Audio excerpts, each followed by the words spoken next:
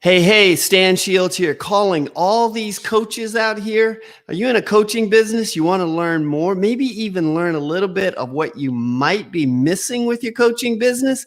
Hang on for this dynamic interview with Miss Kemya Scott.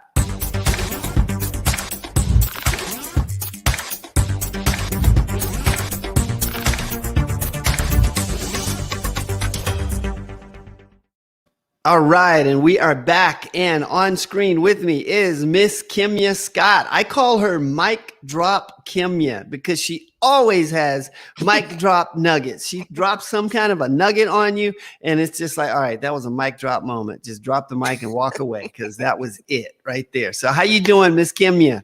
I'm wonderful. How are you today, Stan? Super fantastic. Good. All right, we're going to chat for a little bit today about the upcoming workshop that we have, of which Miss Kemya is the star of this workshop. Now, this is all about coaching, and it's all about how to attract more coaching clients into your coaching business. Now, I want to first maybe start off, Kemya, with you telling everybody a little bit more about who you are, what you do, and what qualifies you to talk to people about attracting coaching clients. Oh, that's a loaded question. Okay. So I'll keep it relatively brief. So I am a marketing strategist. Sometimes I call myself a digital marketing strategist. I'm also a social media manager.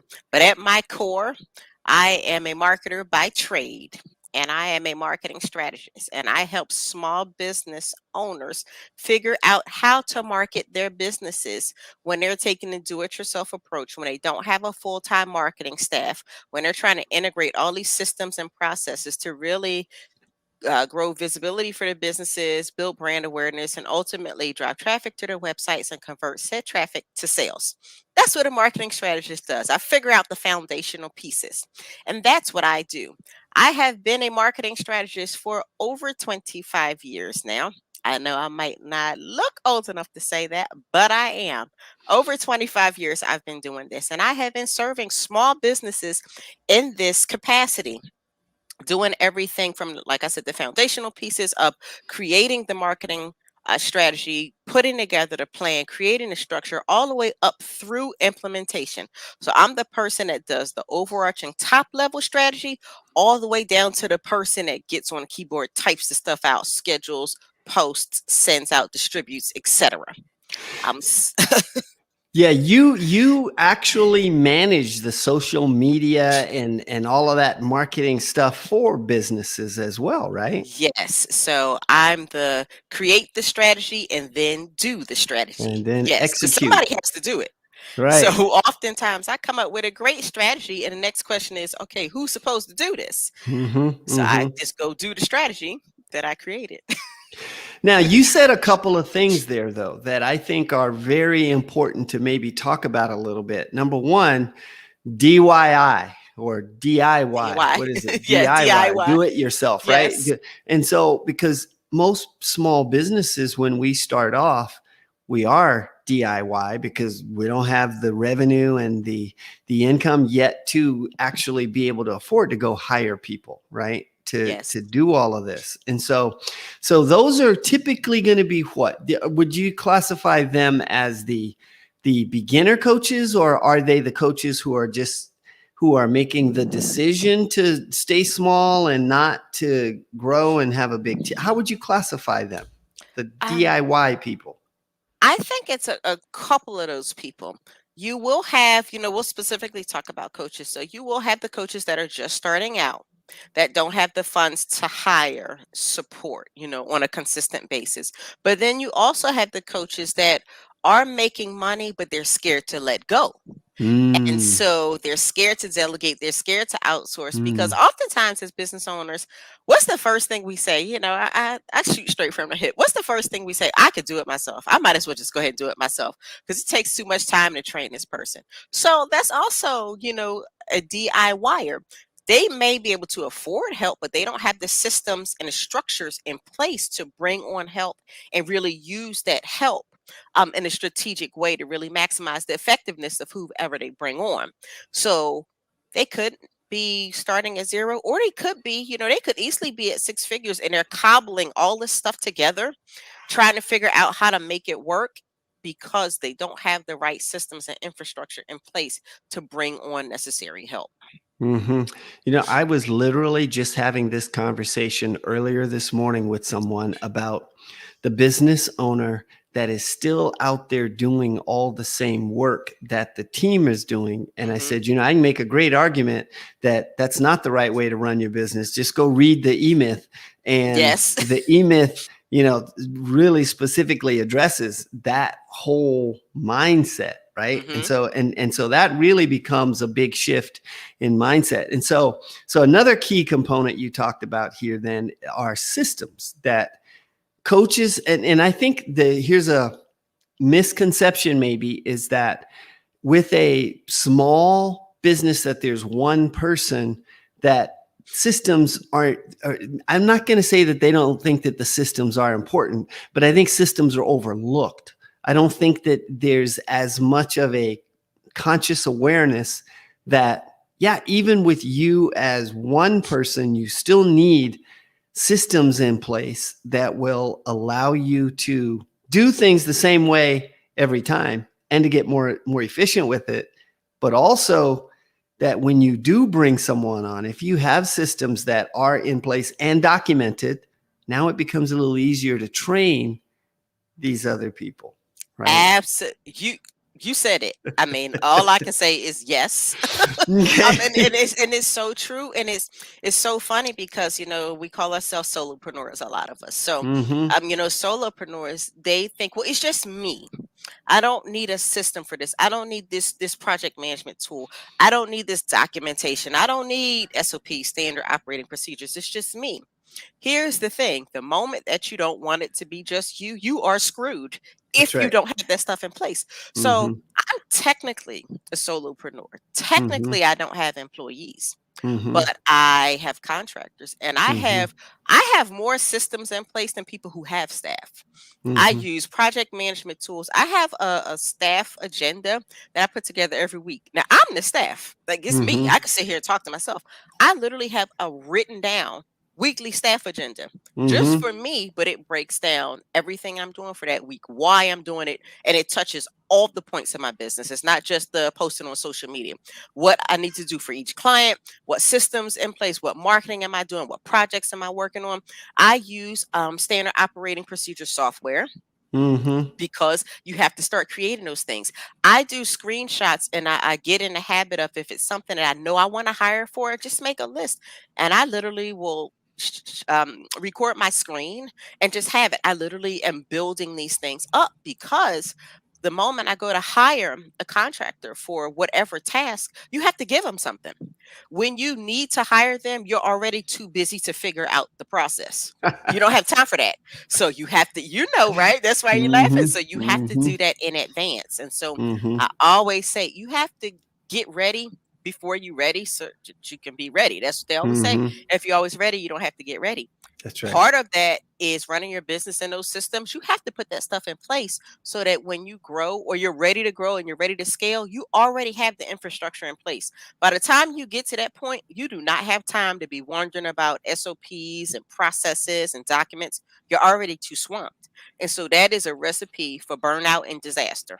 Mhm, mhm. And I'm laughing because one of the things that I did, gosh, over the years that I've done with virtual assistants is I will record training videos on how to do certain tasks so that I now Hmm. have this library of training videos that are in place so that whenever somebody new comes on board that I want to have them do whatever this task is, I've already got a training video for it. So it's Yes. already created. Absolutely. I started doing that this summer, actually. I had a lot of documentation, but I didn't have the video part. I Mm-hmm. literally just started recording my screen, 2 minute Mm-hmm. videos, 3 minute videos, and I Mm-hmm. actually already feel better. It's like that burden is lifted because if I go hire somebody, I can just send them the video. So Mm-hmm. it doesn't matter if you make a list of 20, 50 tasks that you do. Doesn't matter how many. Just make the list and one by one create the documentation. And it is a load off. Once you start creating those systems, then you get addicted to it because you're like, oh, Mm-hmm. well, that was simple. Why did I take so long to do that? Yeah. And then Why you didn't I just do keep this sooner? momentum. Exactly. Yeah. Yes. That's What took me exactly so it. long? What was So, I so doing? another key thing then that you just said right now too is very interesting is creating a staff plan. And I think for a lot of people, they think that, well, I don't have a staff and I'm not going to hire employees, but contractors, VAs, That's right. or hiring people for very specific tasks to get Yes. those very specific tasks done. And specifically, hiring out for what is not your core skill set. Yes. Yeah. That's the key. Get the stuff off your plate you don't want to do. Like Mm-hmm. that's literally Or you can't that, do. or I you mean, or you're can't just do. not good at it, You're right? just not good at it. And just be Mm-hmm. honest with yourself. It all comes down to math, to revenue. What makes you the money?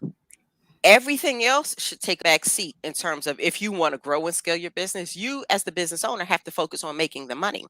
There Mm-hmm. are so many tasks that have to be done in your business, whether it's operations, marketing. It's so many tasks you have to do. Totally too much administrative stuff to do. You should not be doing it all if you want to grow, because otherwise, what you've done is created yourself a job. Mm-hmm. You Mm-hmm. literally went from job to business owner, but that's really a job. If Mm-hmm. you are tied to your laptop, if you can't take days off, if you can't take vacations, you have now created a job. And the whole Mm-hmm. point of not having a job is because you didn't want a job, because Mm-hmm. you wanted to be Mm-hmm. your own boss. So why would you just replicate what you already had? I don't Mm-hmm. want a job. That's why I'm a business owner, but I don't want to be tied down and have to clock in all day, every day, like so many people do. You want to be able to take breaks and vacations, and all of these systems we're talking about. That's the difference with the business owner who truly runs a business versus a person who created yet another job for themselves. You can't Yeah. take off. You can't take breaks. I'm sure you've heard the phrase, and I don't know what it is exactly, but you'll get it, that entrepreneurs are the only people that are willing to work 80 hours a week so they don't have to work 40 for Yes, somebody else, right? that is exactly it. And it's like, well, why do you want to do that? There, and I Uh, am honest. It's so many of us that we've worked those 80-hour weeks, yes, but yes, we don't want to keep doing that. And so there right, comes a point to where right. you got to make some hard decisions. And after a while, that's what leads to burnout. And Mm-hmm, so when you mm-hmm. smarten up and really figure out what your core competency is, figure out what the systems and processes you need to put in place, that's when you can really work on your business and stop working so much in your business. Yeah, I love it. So now with the workshop that we're going to do on Hmm. Thursday Yes. this week, I'm Yes. like, what day is it? On Thursday. So we're going to cover some key points. I mean, we're going to talk about some Hmm. of what you talked about today, right? Hmm. Are there any other bullet points you want to give people to kind of help them, make that decision? Oh yeah, come join us for this workshop. Yes. And as we've been talking, I got some new stuff I think I want to throw in there too. Ooh, there we Yes. go. But it's really we're going to talk about building your practice, but also the key sticking points for so many coaches, how to generate leads, how to move those leads through a process, through a system, so that Mm-hmm, you are not having to type all the stuff, mm-hmm, automation and mm-hmm, systems, and really funnel those interested parties, funnel them mm-hmm. into becoming warm leads. How you do that? How do you get somebody to become a warm lead? What can you offer? And then ultimately, how to convert them. So that's what we'll be talking about, in addition to some of the things that we said today, because really, you can likely close, but attracting the people is the biggest challenge. The Mhm, visibility and mhm, the systems to have them go through your processes. That's where a lot mhm. of coaches get stuck. And so that's what we'll be talking about to attract more clients to your coaching business. Awesome. This is another mic drop moment. This is awesome. I mean, great stuff, great tips, great tools. Okay, good. So then, if you're watching this, and let's see, our workshop is going to be on Thursday, September 2nd, 10:30 a.m. Pacific time, which is what time, Kemya? Is that 1:30 p.m. Eastern. 1:30? Yes. 1:30 p.m. Eastern. I am struggling with time zones, right? This whole thing that we're doing now with Yes. Zooms and Yes. digital and all of that stuff, I literally have to like stop and process. Wait a minute, this What is 3 time is hours it? before, and I usually Yes. go in the wrong direction, right? So that's bad news. Bad I'm news.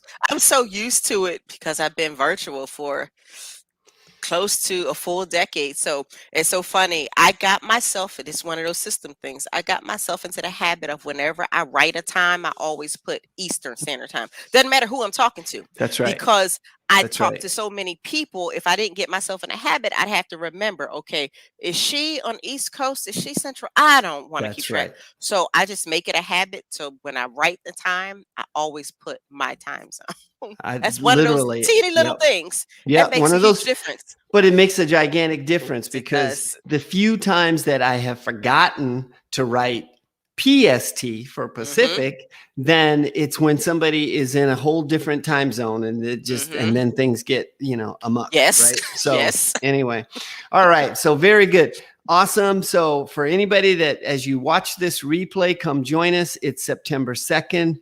10:30 a.m., 1:30 p.m. I'm sorry, 10:30 a.m. Pacific time, 1:30 p.m. Eastern Standard Time. Come watch us Yes. and learn more from Miss Kemya. She just has so much information to share, and she's going to share a lot during that workshop with us. So we'll see you then.